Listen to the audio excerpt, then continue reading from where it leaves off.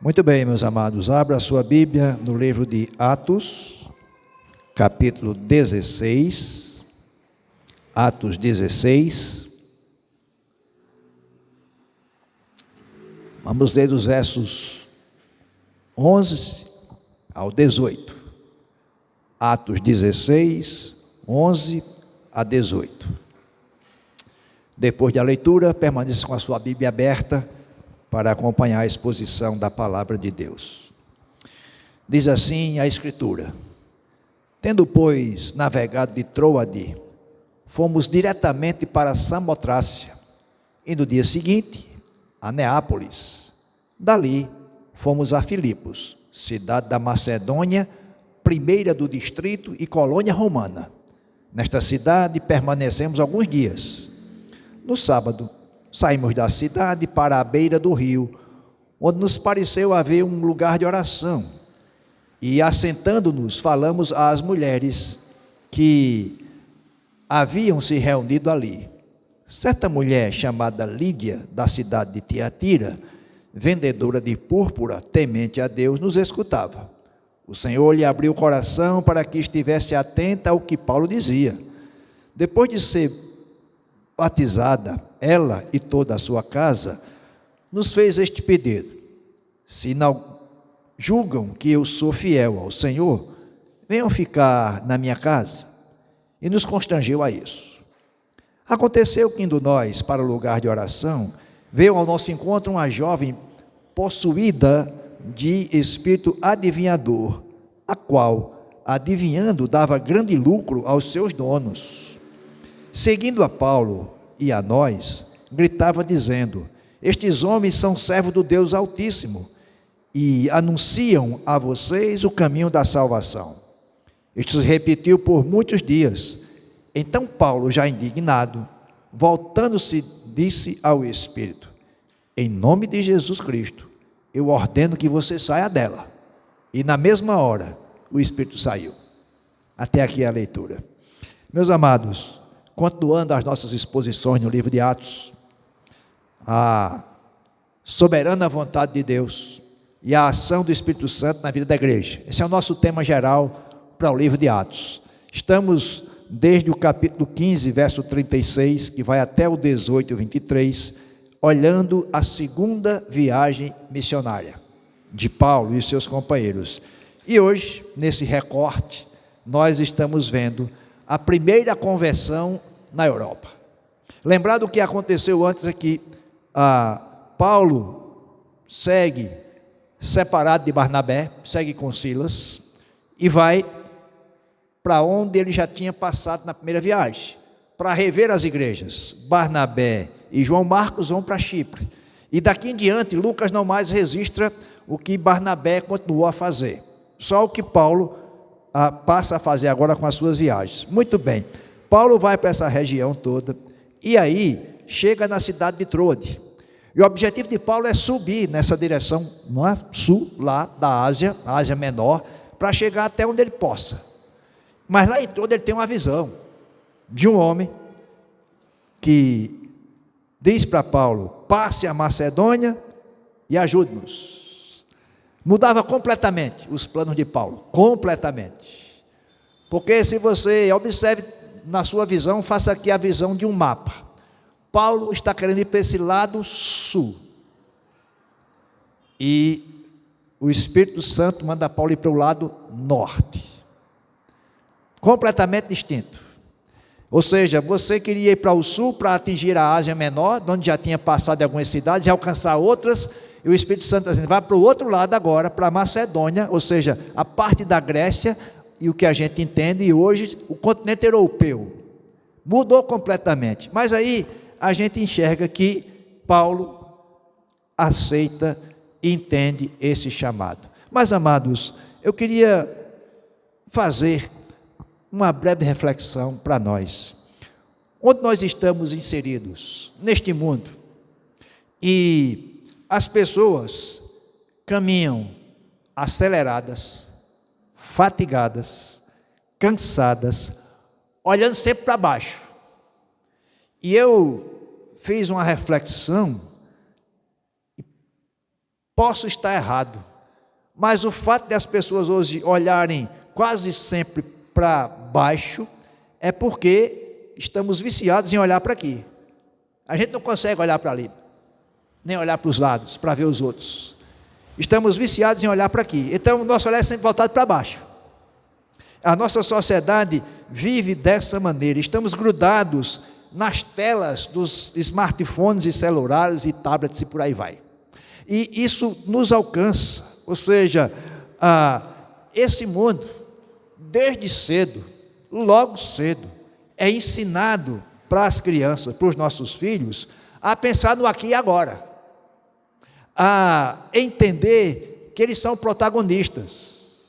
Nas escolas agora, tem essa visão, o aluno é protagonista. E mais, em algumas escolas, tanto particulares como públicas, já se tem no currículo uma disciplina para levar as crianças a serem empreendedoras. Isso é o mundo que a gente vive. E a gente fica pensando nisso, olha para essas coisas todas. E eu sei que você já ouviu de alguém, ou mesmo você já disse isso, como eu já disse, que mundo vamos deixar para os nossos filhos? Ou para os nossos netos? Se a situação hoje é essa, o que virá amanhã ou depois de amanhã? E não quero nessa noite, não espere isso de mim, tratar aqui de questões de agendas ideológicas, seja ela vermelha, preta, preta e vermelha, preta e branca, verde e amarela. O púlpito não é lugar para isso. Às vezes que eu subo aqui é com temor e tremor para expor a palavra de Deus. E meus amados, a gente olha para essas questões todas e fica olhando como vai ser o mundo. E esse planeta Terra, o que é que vai ser dele mais para frente?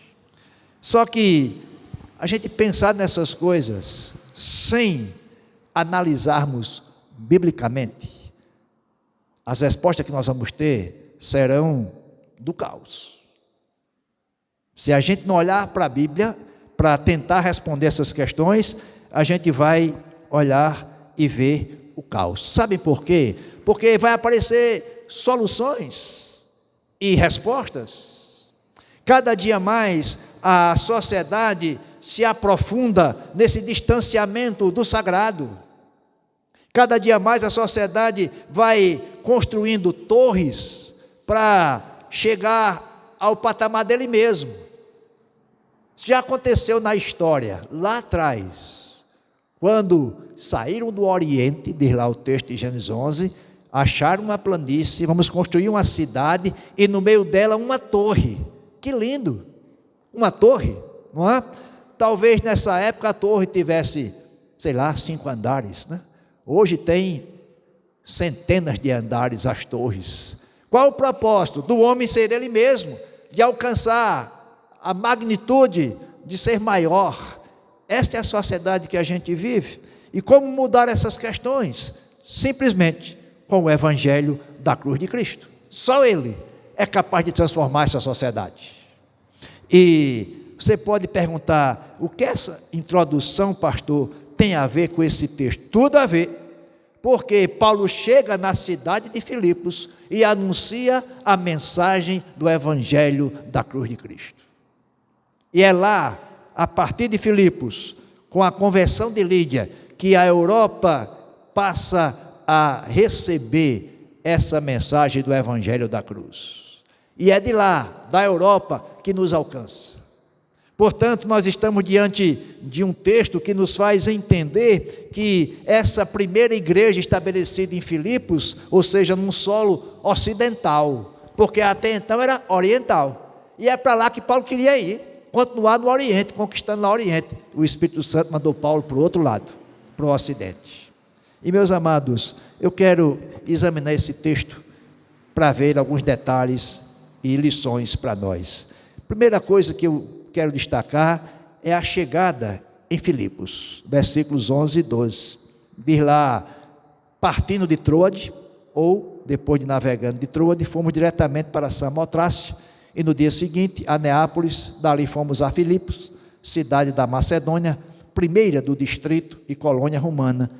Nesta cidade permanecemos alguns dias. Observe que a equipe missionária, que a gente tem a descrição para nós, Paulo, Silas, Timóteo, né, que passou a fazer parte lá em Listra, e Lucas, que a gente lembra que lá no versículo 10, né, nós passamos a ver que Lucas agora passa a narrar a história na primeira pessoa do plural, nós. Então, Lucas está agora incluído nessa equipe missionária de Paulo. Então, eles navegaram através do mar Egeu para chegar no continente da Europa. E, meus amados, isso foi um grande passo. Observe o que o texto diz: navegaram diretamente. Ou, na sua tradução, pode ser navegaram em direitura, ou em direita. O que é que isso quer dizer? É que eles viajaram, essa palavra direitura, ou diretamente, ou direita, é uma palavra do linguajar náutico, que quer dizer o seguinte: viajaram com o vento a favor. Ou seja, nas costas, o vento estava soprando nas costas do navio, né, que onde Paulo estava e a sua equipe, e portanto soprava as velas na direção lá para onde eles iam, para Samotrácia. O que é que isso significa? 156 milhas, aproximadamente 250 quilômetros. Essa viagem foi feita em 2 dias. Em 2 dias. Na volta de lá para onde Paulo vai, Atos 20, versículo 6, convido você a acompanhar essa leitura, Atos 20, versículo 6, diz o seguinte: depois dos dias dos pães asmos sem fermento, navegamos de Filipos, agora veja, e em 5 dias nos encontramos com eles em Troade. Quando eles foram de Troade para Filipos, 2 dias, na volta 5 dias. Por quê? Porque na volta o vento está soprando contrário. Tudo isso, meus amados, para a gente entender a providência de Deus.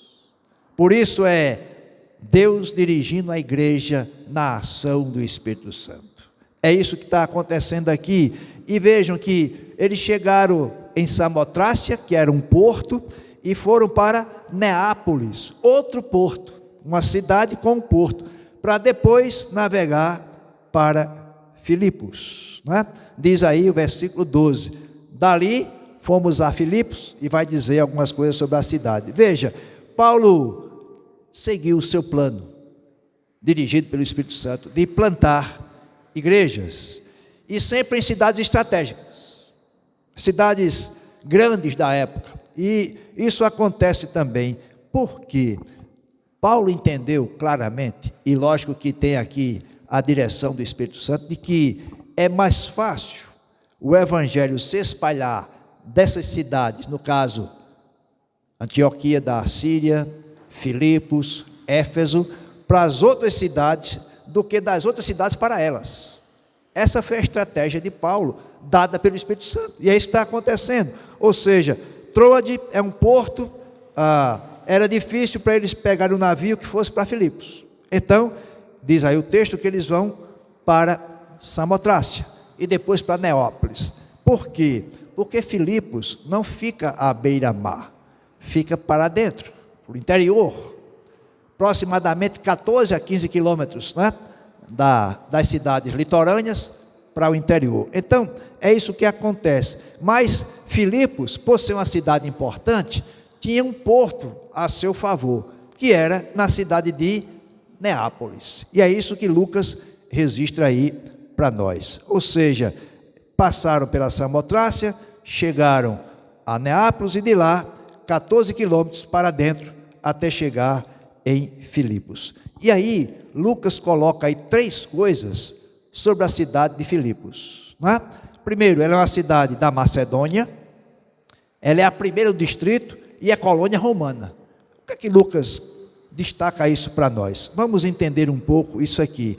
A Macedônia é uma província romana, mesmo ficando no território que hoje se chama de Grécia, mas era uma província romana. E lá está, portanto, uma cidade, Filipos. Nessa colônia romana, onde tinha muitos romanos, apesar disso, a influência da cultura grega estava presente. Filipos politicamente era independente. E culturalmente, socialmente, linguisticamente, era a mesma coisa. Só que o que é que acontece? Geograficamente era importante porque era uma convergência, uma confluência da Europa para a Ásia, da Ásia para a Europa. Entenderam a estratégia de Paulo?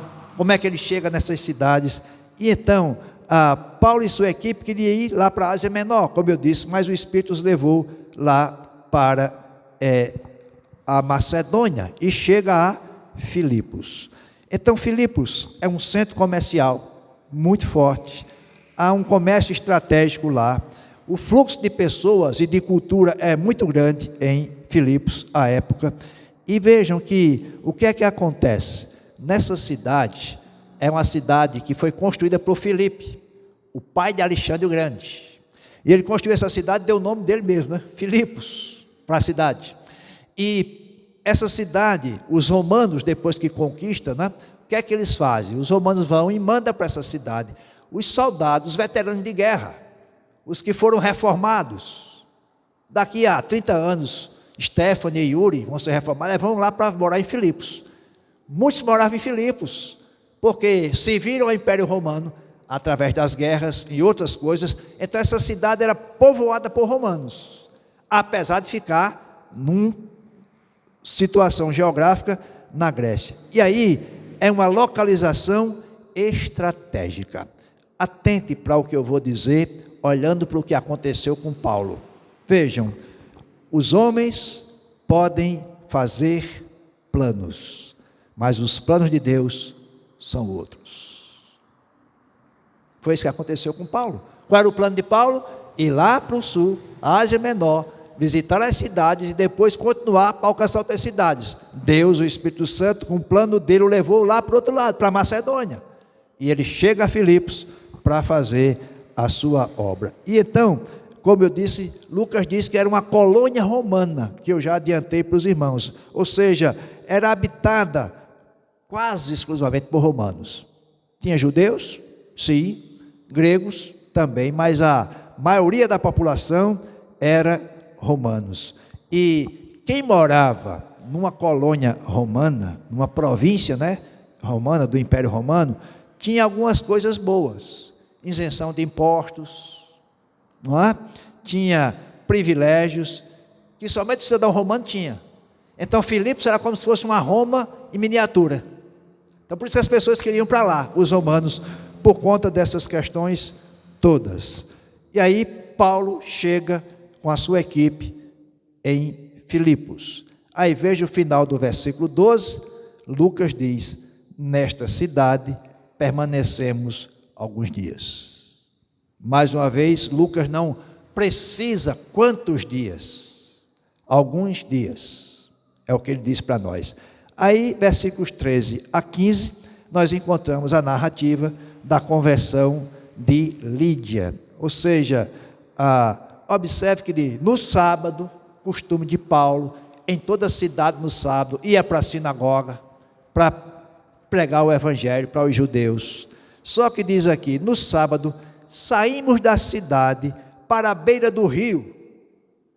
Paulo não foi para a sinagoga em Filipos? E agora? Por que Lucas não informa isso para a gente? Pelo um simples fato, meus amados, é que em Filipos não tinha uma sinagoga. E aí, foram lá para a beira do rio. Por que não tinha uma sinagoga? Porque no costume judaico, para ter uma sinagoga oficial, era necessário homens. E pelo que parece, a narrativa de Lucas não tinha homens suficientes para fazer uma sinagoga em Filipos. E sabe de uma coisa, meus amados? Se houvesse 10 homens judeus, 10, de uma família judia, e fossem judeus, poderia se formar uma sinagoga. Não tinha 10 homens. E aí eu comecei a pensar nisso, o negócio me inquietou, e eu comecei a pensar na igreja memorial. A gente não formava uma sinagoga. Não temos 10 homens conosco. Sério. Não vamos formar a sinagoga. Mas a gente precisa de homens na igreja, para liderança, para fazer o que a igreja, o Novo Testamento nos diz como igreja. Precisamos de presbíteros, de diáconos. Não temos. Poucos. E, meus amados, eu comecei a pensar sobre isso e entendi que o costume judaico, lógico que passou, eu não sou judeu, não vivo nos costumes judaicos, mas eu preciso de homens para estar conosco. Então, não tinha sinagoga lá em Filipos. Aí foram para a beira do rio.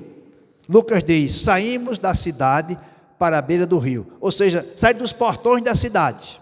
Se não tinha sinagoga e era uma colônia romana, era complicado eles pregarem na praça.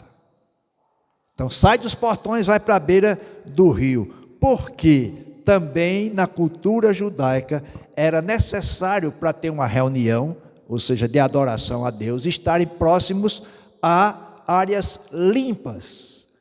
E o beira de um rio seria uma área limpa. Por quê? Porque o judeu entendia que todo momento de celebração, de adoração, precisava passar pela purificação. Então teria água para isso.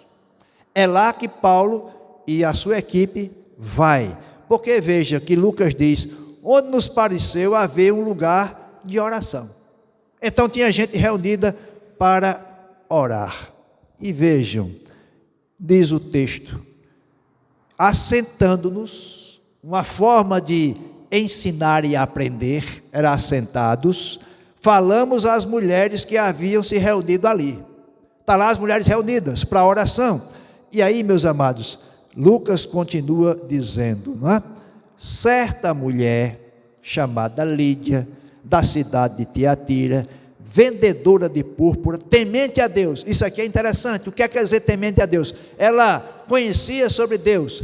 Provavelmente ela se moldou aos princípios da religião judaica. Por isso que diz temente a Deus. Mas note que Lucas acrescenta essa informação sobre Lídia, a sua profissão, vendedora de púrpura. E por que isso é importante destacar? A púrpura era um produto valioso e luxuoso.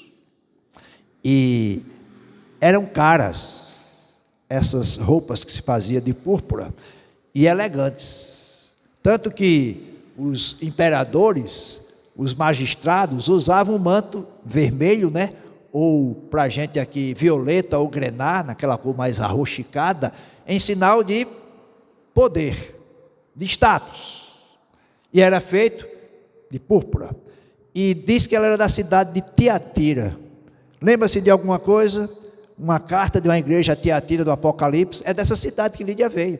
Era uma cidade famosa também por ter uma tinturaria, né? Onde o tecido era tingido, né?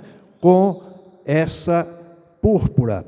E vejam, a púrpura escarlate, né? Vermelha ou violeta, era aplicada num tecido fino, e essa púrpura, sabe de onde é extraído? De um molusco, um caramujo.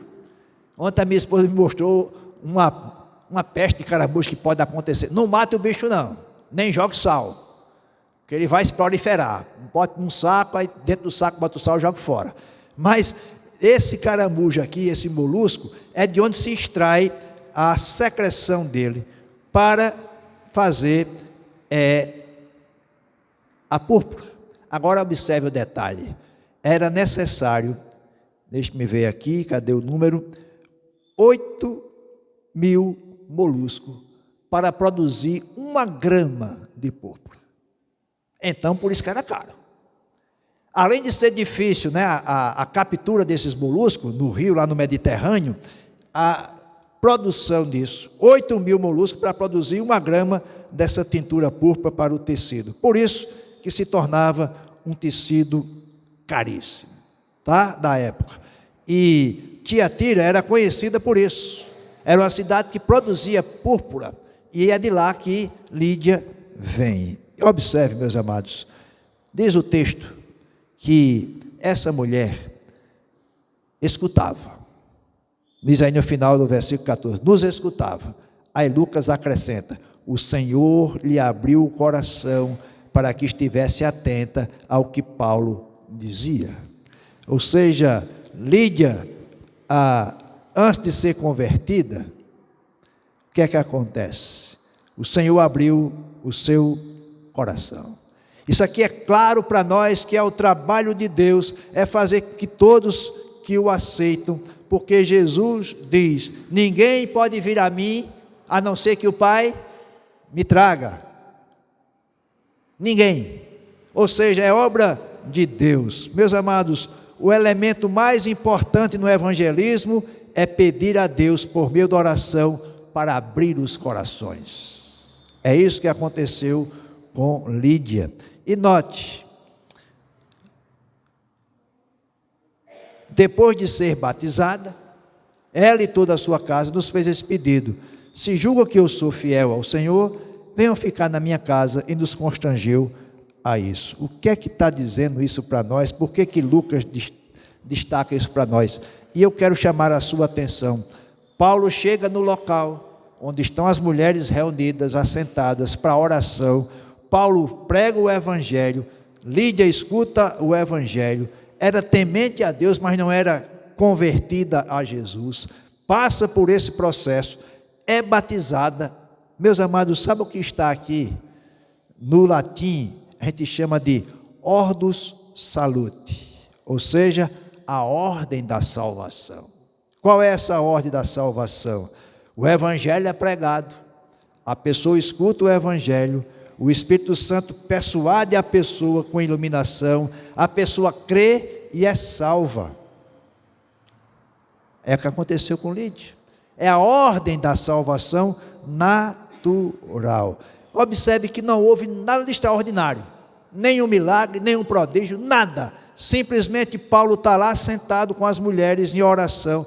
Paulo fala do evangelho, Lídia escuta o evangelho, ela é temente a Deus, mas ainda não era crente em Jesus Cristo. O Senhor abre o coração e ela se converte e é batizada. É simples a sequência. Isso é a ordem da salvação, ou seja, é a ordem dos fatos da salvação. Qual seja? Ouvir a palavra de Deus, ter o coração aberto à palavra de Deus, isto é, o novo nascimento, a regeneração, o novo coração, e depois o resultado da regeneração, aceita o convite de Jesus: vem a mim. Não é o contrário, eu aceito Jesus, vem para o meu coração. Não, a ordem da salvação é Jesus que nos chama, que nos escolhe, e é isso que aconteceu com Lídia. E aí ela é batizada, a profissão de fé dela, e ela se aplica ao serviço cristão, porque logo depois disso ela faz um pedido: se vocês julgarem que eu sou fiel, venham ficar na minha casa. Provavelmente Lídia ou era solteira ou viúva, porque Lucas não registra nada do seu esposo, e mesmo quando diz que toda a sua casa foi batizada, ainda assim a Lídia, Lucas não registra se o seu esposo estava lá. Então, mas fiquem na minha casa significa também que era uma casa grande. Se ela vendia púrpura, e portanto a púrpura é um tecido, caro, ela tinha uma boa condição financeira. E a gente vai ver que lá no versículo 40 desse capítulo 16, diz lá: depois que Paulo sai da prisão com Silas, dirigiram-se para a casa de Lídia, e vendo os irmãos animaram, depois partiram. Ou seja, realmente ficou na casa de Lídia, uma igreja agora lá em Filipos. É de lá que começa. E meus amados, diz aqui que ela foi batizada. Após dará evidência clara de que creu, entendeu a mensagem do evangelho, Lídia é batizada. E meus amados, o que é que a gente pode destacar aqui? É que Lídia creu, confessou Jesus. Só que alguém pode perguntar: por que hoje a gente não batiza assim que alguém diz que creu? Não é? Como eu fiz com o Bernardo, alguns encontros, estudo da Bíblia mais sistemático, direcionado, um questionário que ele respondeu, para depois a gente batizar. Porque na época não tinha dúvida. Se alguém dizia eu creio em Jesus, ele sabia em quem cria mesmo. Eu creio. Hoje, quando diz eu, já pergunto: quem é você? Eu que creio. É você mesmo ou é uma Matrix? Algo que você não sabe o que é. É a primeira pergunta. Você crê em Jesus? Que Jesus? O Jesus da Bíblia? O Jesus histórico? O Jesus das ideologias? Qual é o Jesus que você crê? É por isso que a gente tem que levar um tempo para poder ver a fé dessa pessoa.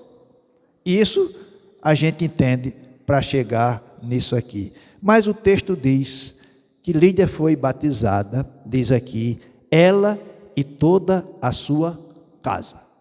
E aí a gente logo pergunta, toda a sua casa, com os infantes bebês ou sem os infantes bebês?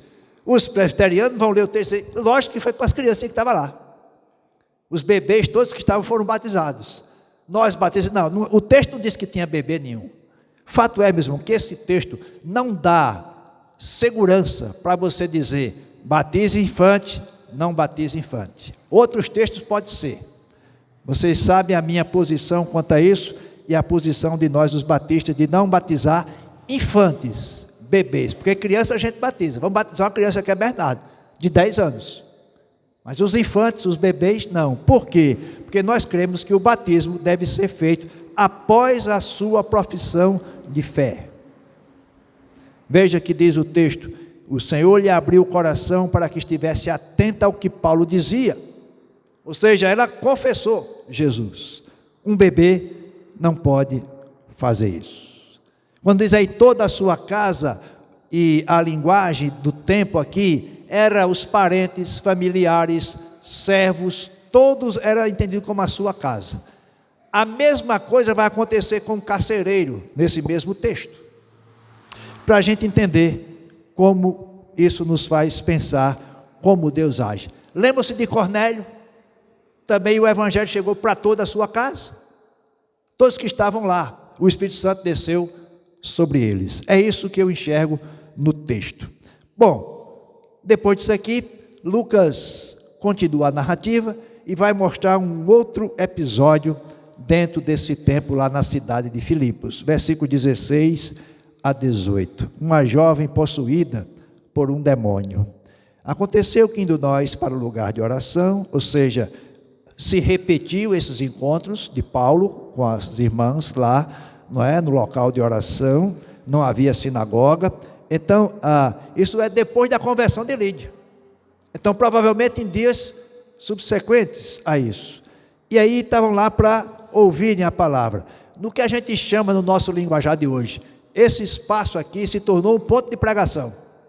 Onde sabia, vamos para lá que vai ter pregação. É para lá que Paulo está indo nesses dias. Então, diz o texto que aconteceu que nós para o lugar de oração, veio ao nosso encontro uma jovem possuída de espírito adivinhador, o qual adivinhando dava grande lucro aos seus donos. Ou seja, essa jovem está seguindo Paulo e a sua equipe todos os dias. E diz ela, o texto, que ela tinha um espírito adivinhador. E a gente precisa entender, a palavra adivinhador aqui, traduzida para nós adivinhador, é a palavra do grego piton, que a gente vai lembrar de um tipo de serpente, uma cobra, né? A piton. E para nós, o da família da jiboia. Então essa palavra diz isso, só que essa piton, essa cobra, nessa imagem da cobra, era o símbolo do Deus da adivinhação.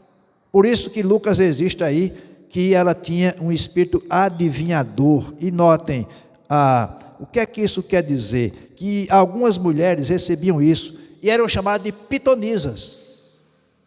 E lá nos cultos, não é, pagãos, as pitonisas estavam lá e elas praticavam a imoralidade sexual, para serem aquelas que revelavam algumas coisas, adivinhavam algumas coisas. Lá no Antigo Testamento, o rei Saul recebeu uma repreensão de Deus, foi castigado, porque ele foi consultar uma pitonisa.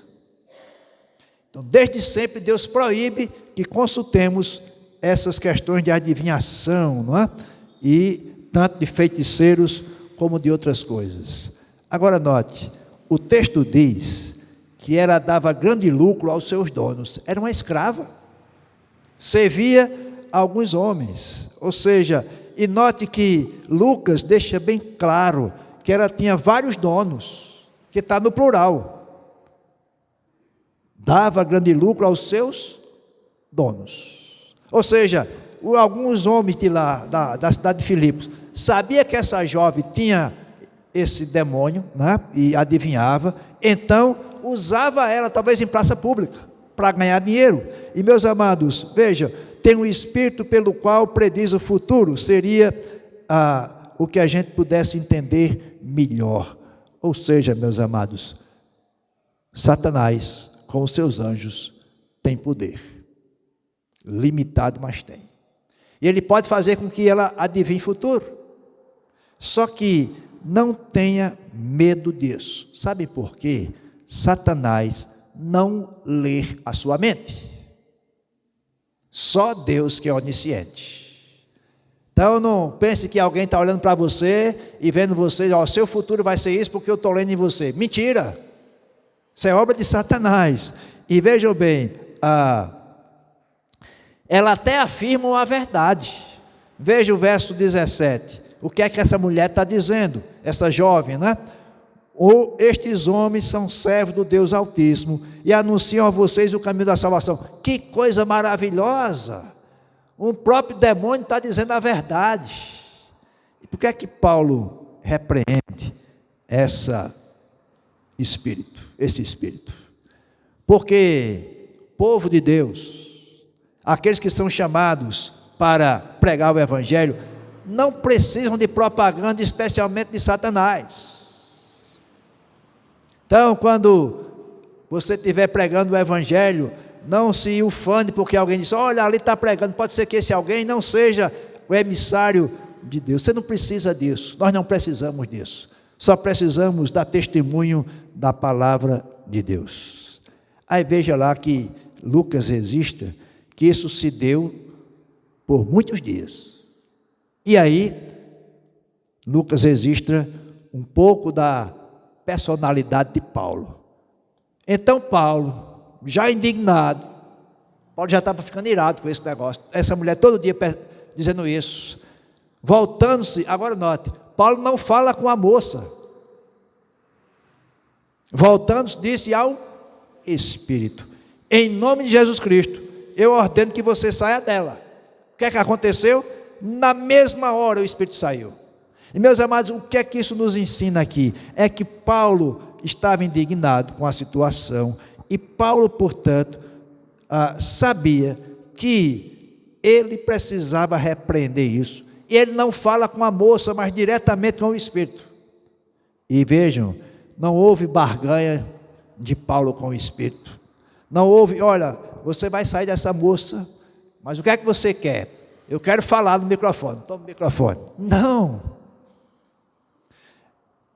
Você vai sair dessa moça agora, tá? Mas só se eu levar alguém comigo. Não. Saia em nome de Jesus, eu ordeno que você saia dela. Observe que Paulo poderia dizer, eu estou dizendo para você, saia dela agora. Não, Paulo diz em nome de Jesus Cristo. Porque só e somente só no nome de Jesus é que tem poder para expulsar os demônios. E é isso que Paulo está fazendo aqui. Em nome de Jesus Cristo, saia dela. E é interessante que Lucas registra para nós. Na mesma hora, o Espírito saiu. Na mesma hora. Não teve barganha, negociação. Não, próxima semana eu venho para a gente continuar o debate. Saia agora. E no mesmo instante, saiu. E é interessante, meus amados, que essa mulher estava possuída, na verdade, por um espírito maligno. Porque, ainda que Lucas registre aqui um espírito adivinhador, no original está dizendo um espírito maligno. Porque senão a gente vai entender que há um espírito adivinhador, há um espírito especialista em desmanchar casamento, há outro espírito especialista em causar discórdia, há outro espírito especialista em trazer tristeza, outro especialista em trazer doença. Não, os espíritos maus são os mesmos, eles têm esses poderes, mas não são especialistas numa coisa e noutra, são aqueles que fazem parte das hostes de Satanás e agem nesse mundo tenebroso no qual nós estamos. E meus amados, entendamos uma coisa: se Lucas registrou isso aqui para nós, e se nos evangelhos tem várias narrativas de Jesus expulsando demônios de pessoas, é porque isso é uma realidade espiritual, é real, não é fictício. Muita gente acha que essas coisas não existem. Existem e está presente hoje. Sim, está presente hoje. É possível que nós enfrentemos essas dificuldades com alguém possuída por um demônio. Sabe por quê? Na verdade, eles são especialistas em enganar e mentir. Porque eles estão a serviço de Satanás, que é o pai da mentira. O que é que a gente pode aprender com esse texto? Lições para nós. A primeira lição que eu quero destacar nessa noite é lembrar do que a gente pode fazer. Provérbios 16:1 diz: o coração do homem pode fazer planos, mas a resposta certa dos lábios vem do Senhor. Qual era o plano de Paulo? Ir para Ásia Menor. Qual foi a resposta certa do lábio do Senhor? Vá para Macedônia. Lá é que vai acontecer o que eu tenho para você. Meus amados irmãos, o que é que eu quero chamar a sua atenção? Faça planos, trace alvos, tenha objetivos, coloque na sua agenda aquilo que você almeja e espera, mas lembre-se, Deus é o dono do seu tempo.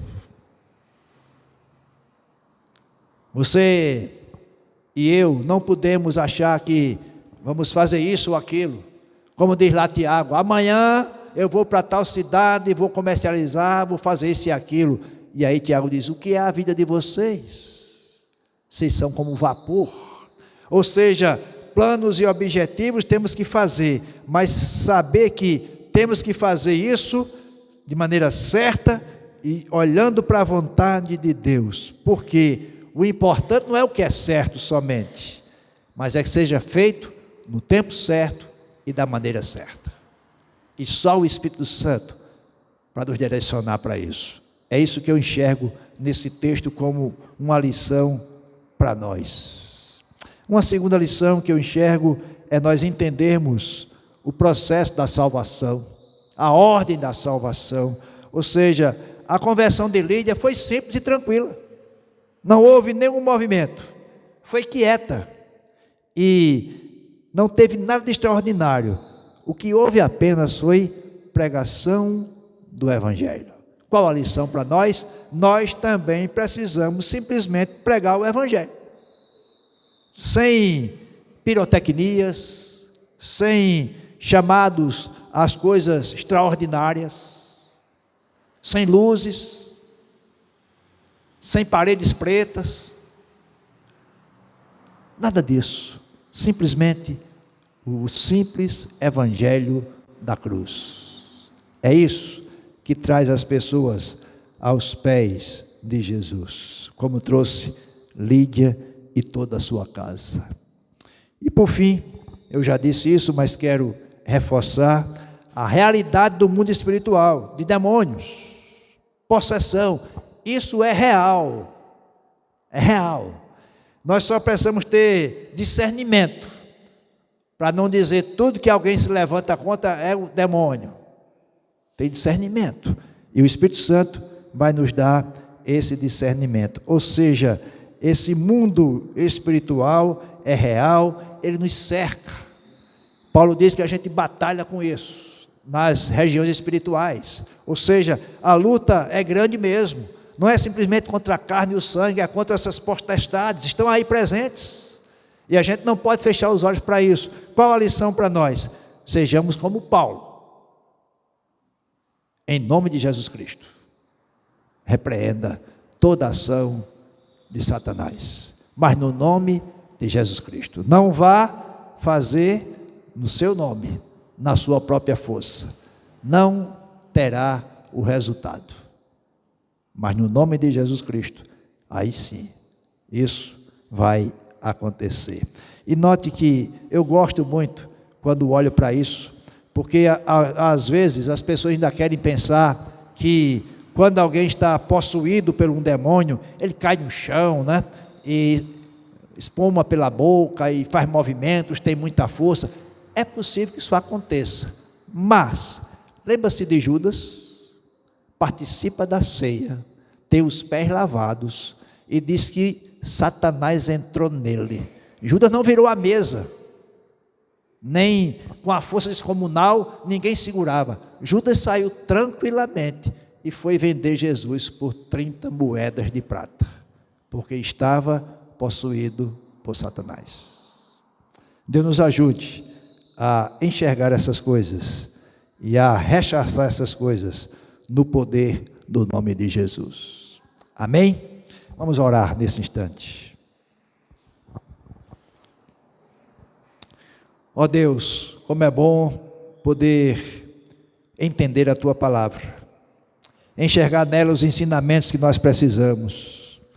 Ó Pai bendito, que nossos planos, nossos sonhos e propósitos e objetivos estejam de acordo com a Tua vontade. Que a nossa agenda diária seja moldada ao tempo de Te servir. Pai bendito, que nós preguemos o Evangelho com simplicidade e saibamos que a ordem da salvação é Tu mesmo que fazes. Pregação da palavra, regeneração na vida, entendimento que é pecador e entrega aos pés de Jesus. Só o Teu Espírito faz isso. E ó Pai, nos livra desse mundo espiritual do mal, Senhor, dessa realidade que nos cerca, nos protege, e no tempo que nós precisarmos enfrentar, nós enfrentemos no nome de Jesus, onde reside todo o poder. É no nome dele que nós oramos. Amém. Receba a bênção dos apóstolos. Que a graça de Jesus, a maravilhosa graça de Jesus, o amor de Deus, incondicional e imutável amor de Deus, a comunhão, as consolações, o discernimento, a presença do Espírito Santo, estejam com todos nós e com todo o povo de Deus, hoje e para sempre. Amém. Faça a sua oração em silêncio agora.